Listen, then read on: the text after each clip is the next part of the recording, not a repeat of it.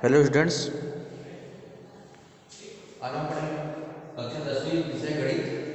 पिछले वीडियो में हम जो है अध्याय 8 का बैंकिंग एवं कराधान वाला चैप्टर पढ़ रहे थे, जिसमें बैंकिंग वाला पोर्शन हो गया था।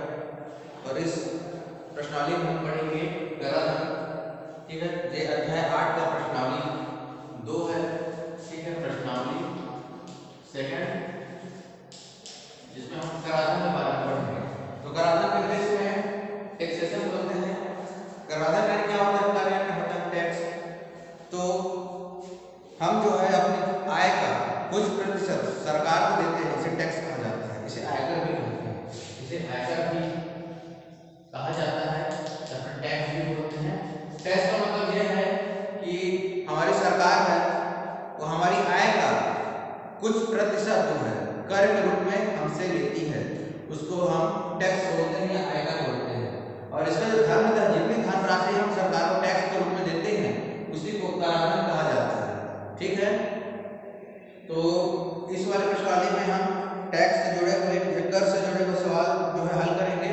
और सवाल इस प्रकार से होंगे कि कोई व्यक्ति होगा जिसकी कुल राशि दी गई होगी और कुल राशि में कुछ प्रतिशत वह जो है अपने भविष्य निधि में जमा करेगा, कुछ प्रतिशत जो है वह अनाथ आश्रम में दान करेगा, कुछ प्रतिशत जो है वो प्रधानमंत्री राहत कोष में दान करेगा। ठीक है, और कुछ प्रतिशत वह जीवन बीमा में देगा। तो अपनी आय का कितना प्रतिशत वह दान कर रहा है और उसकी आय में सरकार द्वारा कितना टैक्स लिया जा रहा है, इन सभी टैक्स का गणना करने के बाद में उसकी जो है कुल आय या फिर कुल उसके द्वारा कुल दिया गया टैक्स जो है वो हम क्या करते हैं, ज्ञात कर सकेंगे। तो चलिए प्रश्नावली 2 का पहला सवाल देखते हैं।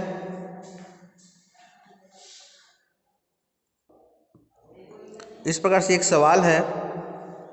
पहला सवाल है, एक शासकीय कर्मचारी की वार्षिक आय जो है 4,10,000 रुपए है। उसकी वार्षिक आय दिए गए 4,10,000 है। वह प्रति माह भविष्य निधि खाते में 4,000 रुपए जमा करता है। मतलब एक माह में 4,000 तो 12 माह में 12,48,000। ठीक है, इसको उसी प्रकार से निकालेंगे।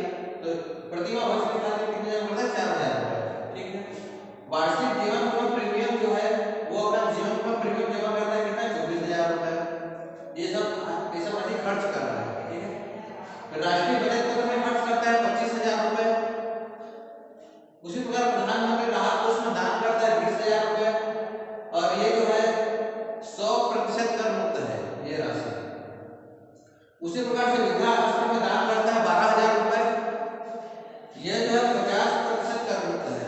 ठीक है, मतलब इसमें 12,000 का 50% मतलब 6,000 रुपए सरकार को कर के रूप में देना होगा और इसमें कोई कर नहीं देना होगा। ठीक है, तो वर्ष के अंत में दे आयकर, वर्ष के अंत में कितना आयकर उसको देना पड़ेगा सरकार को, वो हमको क्या करना है, ज्ञात करना है। ठीक है, इसमें सभी बचत 1 लाख तक का मुक्त है। वो सभी खर्च कर, इन सभी राशियों को खर्च करने के बाद यदि 1 लाख रुपए उसके पास बचता है तो उसमें कोई कर नहीं देना होगा, कर मुक्त है 1 लाख तक। यदि 1 लाख से ज्यादा बचता है तो क्या करना, कर देना होगा। सभी राशियां, सभी बचत 1 लाख तक क्या है, कर मुक्त है। ठीक है, अब सरकार ने अपने करों का प्रतिशत निर्धारित किया है, कितना कितने कितने आय में कितना कर देना होगा, उसको सरकार ने निर्धारित किया हुआ है। देखो 2 लाख तक यदि उसकी आय सीमा है 2 लाख तक, 2 लाख तक यदि वो बचत करता है तो उसको क्या है, कोई कर नहीं देना होगा। यदि उसकी आय 2 लाख 1 से 5 लाख तक है तो उसको 10% कर देना होगा। और यदि उसकी आय 5 लाख 1 से 10 लाख रुपए तक है तो उसको 20% कर देना होगा।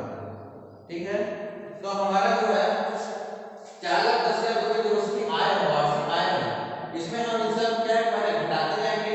घटाने के बाद जो है इसमें क्या 50% इसमें निकालेंगे। ठीक है, और उसी प्रकार से जो है इन सभी को अप्लाई करके क्या करेंगे, हम एक वर्ग निर्धारण करेंगे। ठीक है, चलिए देखते हैं इन सवालों को कैसे बनाएंगे। ठीक है, चलिए इसको हल करते हैं। तो शासकीय कर्मचारी की वार्षिक आय क्या हुआ? ठीक है, तो कर्मचारी की वार्षिक आय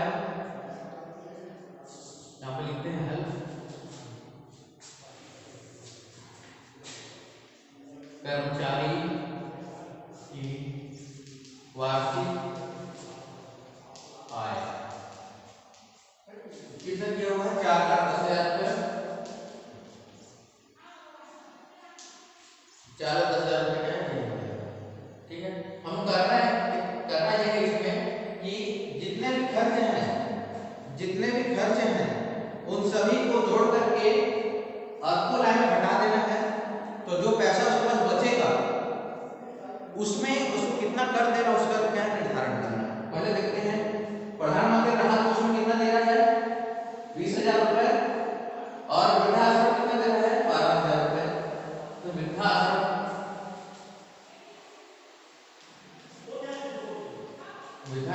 में दे राशि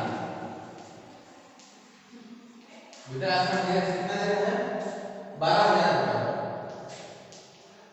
12,000 दे रहा है। किंतु 12,000 रुपए में क्या है 50% कर मुक्त है, मतलब 50% कर देना पड़ रहा है उसको।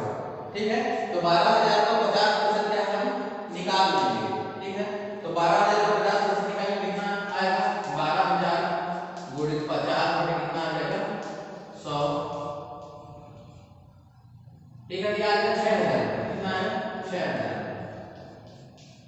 ठीक है, ये 6,000 रुपए क्या है सरकार को टैक्स देगा, वो कर क्या है उसको देना होगा 6,000 रुपए। ठीक है, और उसके बाद क्या है प्रधानमंत्री राहत कोष कितना दे रहा है 20,000 रुपए। प्रधानमंत्री राहत कोष में कितना दे रहा है 20,000 रुपए। ये कर मुक्त है। ठीक है, तो इसमें कोई टैक्स नहीं देना पड़ेगा, कोई पूरा जो 20,000 रुपए क्या हो उसका कोई कर इसमें नहीं देना पड़ेगा। ठीक है, ये 20,000 रुपए हो गया। तो कुल कितना हो गया 20 से कितना हो गया 26,000 रुपए। ठीक है, कुल आयकर कितना होगा आयकर बराबर 20,000 धन 6,000 कितना हो गया 26,000। ठीक है, ये क्या हो गया 26,000 रुपए हो गया। ठीक है, ये है आपका जो है कर मुक्त राशि है।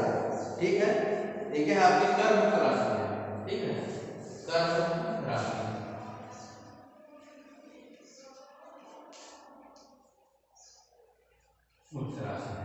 ठीक है, क्योंकि हम जो वृद्धाश्रम में 50% कर दे चुके हैं तो कितना बचेगा अपना 6,000 रुपए बचेगा, और इसमें जो है कोई कर नहीं है तो 20,000 रुपए बच जाएगा।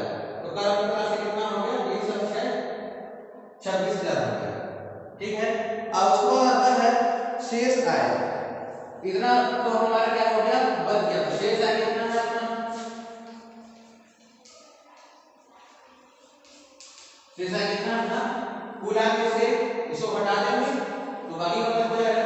तो 4,10,000 माइनस 26,000। ठीक है, क्या करेंगे इसको हम लोग घटा देंगे। तो यहाँ पर घटा देते हैं 4,10,000। ठीक है, माइनस कितना है 26,000।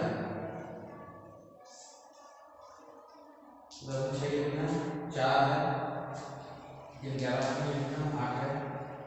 3,84,000 रुपए 3,84,000 रुपए क्या बनेगा शेष आय बचेगा। ठीक है, तो इतना तो हम क्या किए इतना हम कर दे दिए हैं, इतना हमारा खर्चा हो गया है। तो कुल कितना रुपए बचेंगे 3,84,000 रुपए हम क्या करेंगे हमको बचेंगे। ठीक है, अब देखिए हम अब बच गया ये इन दोनों का तो हो गया तीनों बच गए। तो अब इसको देखते हैं प्रति माह जो है भविष्य निधि कितना दे रहा है 4,000 रुपए प्रति माह।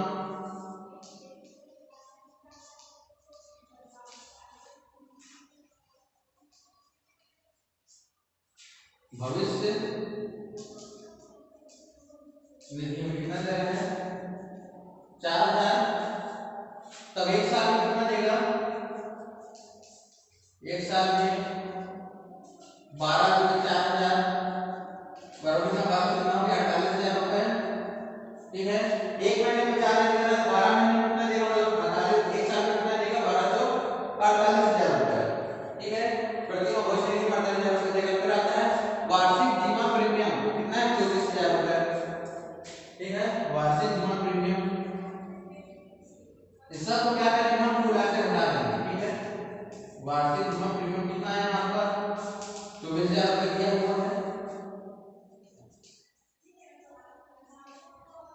ठीक है। अब राष्ट्रीय बचत पत्र में कितना है आपका 25,000 रुपए। राष्ट्रीय बचत पत्र में कितना है 25,000 रुपए है। ठीक है, तो इन क्या करेंगे हम इन सब क्या करेंगे जोड़ेंगे और जोड़ कर क्या करेंगे हम कर योग्य आय में से मतलब इसमें सब क्या करेंगे उस पूरे को घटा देंगे। ठीक है,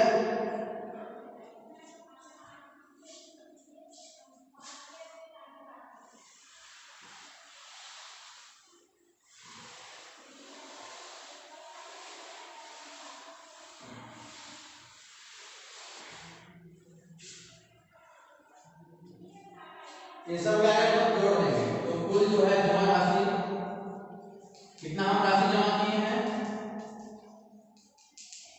हम जमा करते जा रहे हैं, खाते में जमा किए, प्रीमियम जमा किए, राशि जमा किए। तो कुल जमा राशि कितना हो गया है 48,000 धन 48,000 हो गया धन 24,000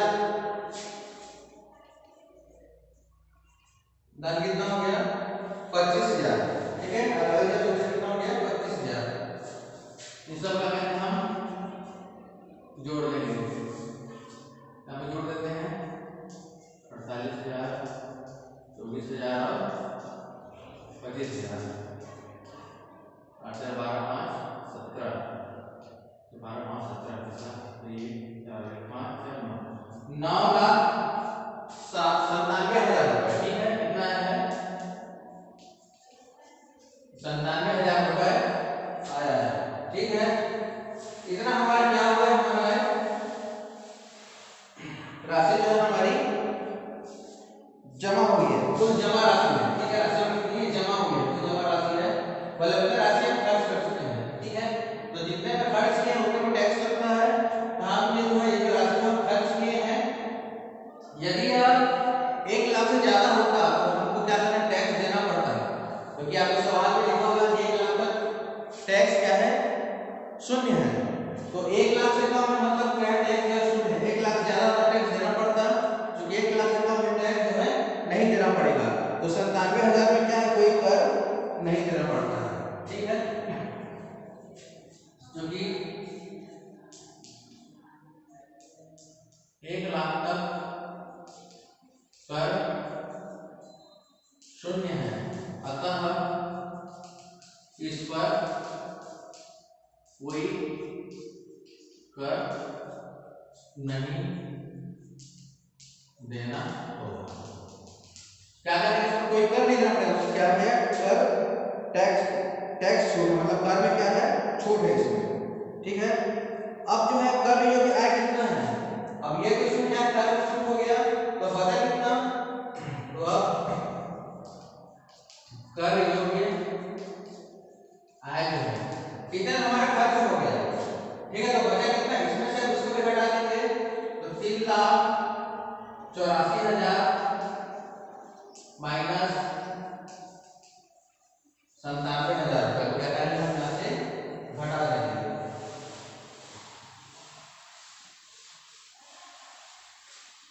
तो 3,84,000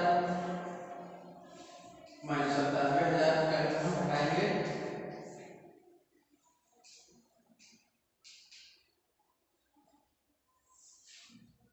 सात 10 तो 18 में कितना 8 बचा 2,87,000 2,87,000 रुपया हमारा क्या है आ गया है। ठीक है, जो कि हमारी कर योग्य आय इसमें हम क्या करना है कर देना है, लेकिन सरकार के नियमानुसार 2 लाख तक हम क्या है कोई कर नहीं देना है। ठीक है, दे आयकर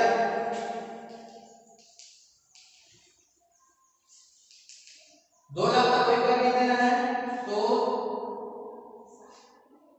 इसमें जो है हम 2 लाख को घटा देंगे, 2 लाख तो कोई कर नहीं होगा, 2 लाख को घटा देंगे और जो राशि बचेगा उसमें हमको क्या करना पड़ेगा 10% कर देना पड़ेगा, क्योंकि आपका प्रश्न लिखा गया है कि 2 लाख तो कोई कर नहीं, 2 लाख ज्यादा में कर है। तो 2,87,000 माइनस 2 लाख। ठीक है,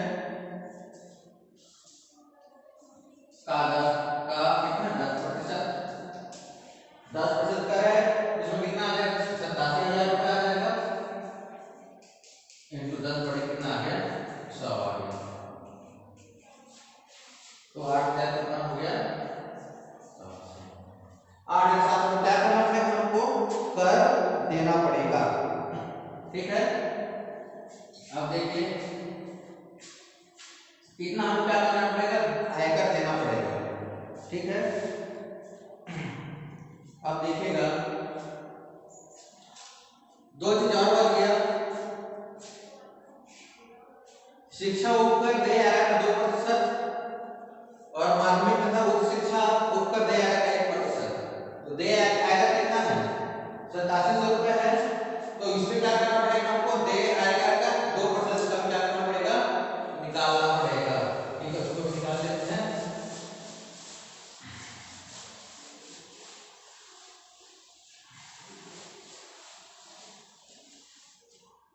शिक्षा उपकर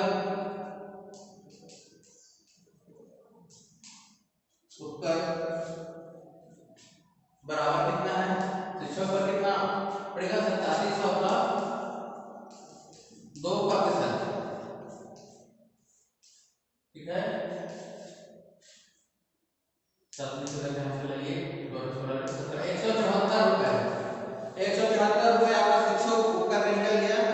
अब माध्यमिक तथा उच्च शिक्षा उपकर, माध्यमिक तथा उच्च शिक्षा उपकर का कितना रुपये मिलेगा, उच्च शिक्षा उपकर का 1% है, मतलब क्या 8700 का 1%, 87 रुपए निकल गया। ठीक है, ये वाला 87 रुपए निकल गया। ठीक है, तो इतने राशि की कर के रूप में देनी होगी और इतने राशि की कर के रूप में देनी होगी, तो कुल कितना आयकर देना होगा। ठीक है, तो 8700 में इन दोनों को क्या करेंगे, जोड़ देंगे। कुल देय आयकर, कुल देय